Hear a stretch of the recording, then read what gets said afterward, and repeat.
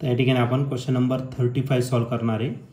2 equal charges each of charge 2q are placed at a distance 2x apart.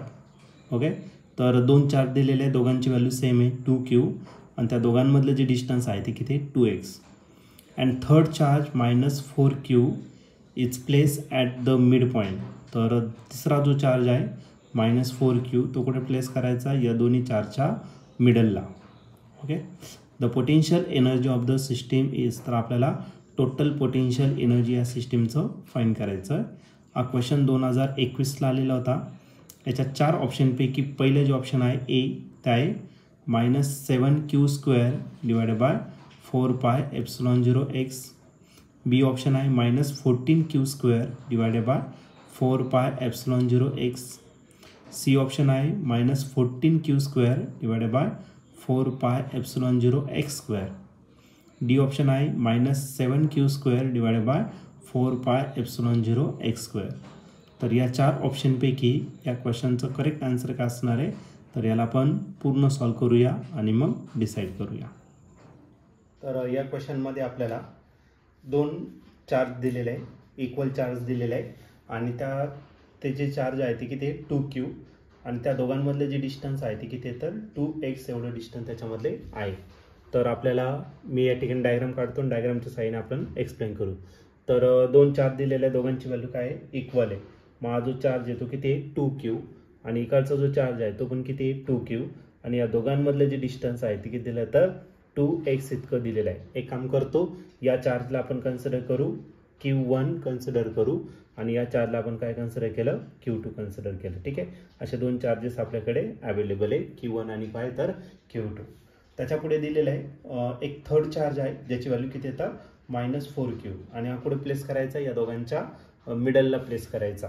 Suppose हा point आपण ए consider केला आणि हा point काय कन्सिडर केला बी आणि याच्या मिडलला आपल्याला एक पॉईंट घ्यायचा तो किती असेल सी आणि त्या चार्जची जी व्हॅल्यू आहे ती किती येतं -4q इतकं दिलेलं आहे. मग त्याला आपण काय कन्सिडर करू q3 कन्सिडर करू. ओके, मग मिडलला जर असेल तर याचा अर्थ ए आणि सी याच्यातलं जे डिस्टन्स आहे ते किती x आहे. का बरं, काही टोटल डिस्टन्स 2x आहे, अर्धा डिस्टन्स घेतलं तर x आणि इकडचं जे डिस्टन्स आहे ते पण किती राहणार तर x एवढं त्याच्यातलं डिस्टन्स राहणार आहे. तर आपल्याला इलेक्ट्रोस्टॅटिक पोटेन्शियल एनर्जी या ठिकाणी आपल्याला फाईंड करायचं. सर्वात पहिले तर मी फॉर्म्युला लिहितो आणि नंतर मग आपण त्याचं कॉम्बिनेशनचा विचार करू.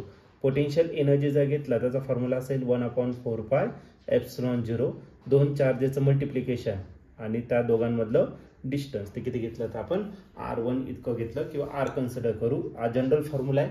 तर आपण या डायग्रामनुसार याच्यामध्ये काय करणार तर मॉडिफिकेशन करणार. मग आपलं जे एनर्जी आहे ती किती येणार u इतकी आणि सर्व टर्ममध्ये ई टर्म कॉमन असणार आहे 1/4πε0. तर आपल्याकडे कॉम्बिनेशन ऑफ चार्जेस आहे कोणते कोणते, एक q1 आहे, दुसरा q2 आहे आणि तिसरा कोणता आहे q3. पहिले या दोन चार्जचं मल्टिप्लिकेशन करू आपण, कोणतं q1 अँड q2. q1 आणि q2 जर घेतला तर याच्या दोघांमधले जे डिस्टन्स आहे ते किती आहे ab इतकं प्लस आता दुसरे 2 चार्ज घ्या q2 आणि काय घेतला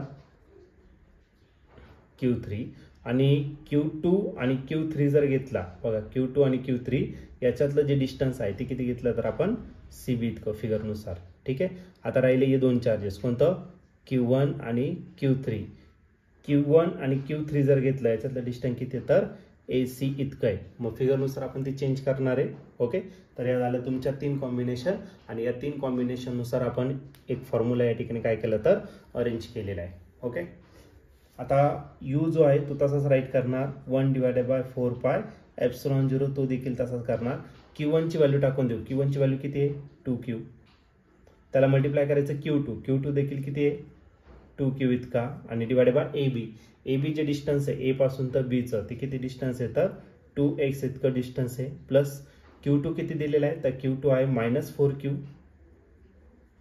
त्याला मल्टिप्लाय करायचं आपल्याला q3 ने आणि q3 ची जी व्हॅल्यू आहे ती किती आहे तर q2 ची व्हॅल्यू 2q आहे, q2 ची व्हॅल्यू 2q आणि q3 जो आहे तो किती आहे तर -4q आणि या दोघांमधले जे डिस्टन्स आहे cb किती दिले आहे तर तुम्हाला x इतका दिलेला आहे प्लस आता q1 किती आहे तर q1 आहे तुमचा 2q आणि जो q3 आहे तुमचा -4q आणि या दोघांमधलं पण डिस्टन्स किती आहे AC, तर इथं पण किती आहे तर x एवढं त्याचं डिस्टन्स आहे. हे झालं तुमचं कॉम्बिनेशन. ओके, आता या केसमध्ये इथला x, इथला 2 आणि इथला 2 काय झाला कॅन्सल.